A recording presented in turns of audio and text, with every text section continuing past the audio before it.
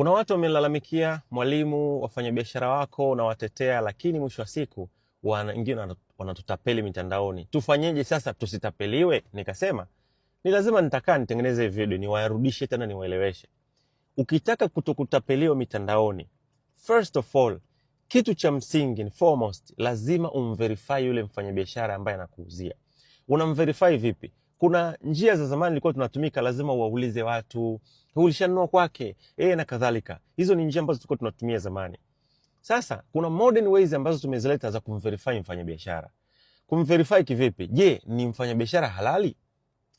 One thing ambao ni mapungufu kwenye mitandao ya kijamii ni kwamba kila mtu anaweza kaamka leo kama mfanyabiashara mtandaoni.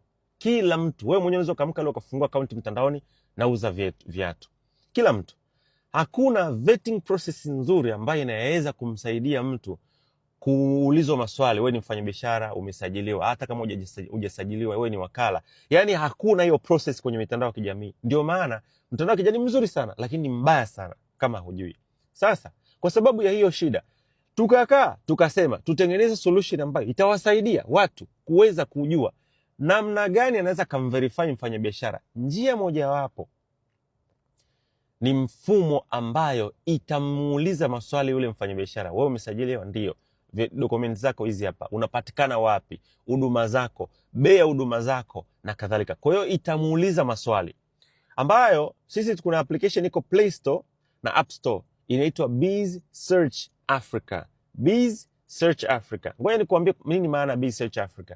Biz Search Africa mostly ukiingia katika ile application utawaona wafanyabiashara wote ambao wamesajiliwa, na wote waliosajiliwa kule ndani wamefanyiwa proper vetting.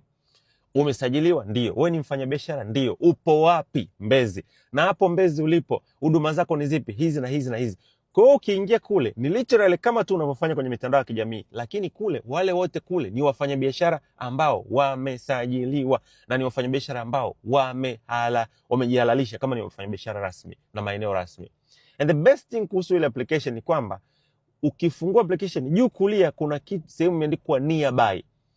Near me au nearby maana yake ni kwamba ukibonyeza pale inakuonyesha hawa wafanyabiashara kutoka hapo ulipo wako umbali gani. Yaani unaweza kusema nearby ikazunguka ikakwambia hapa saluni unayoitaka iko mita 50, mita 100. Kwa hiyo inakuguide mpaka kufika pale.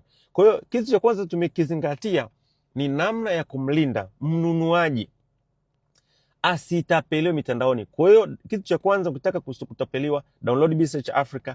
Wale kule ndani watakusaidia usitapelike.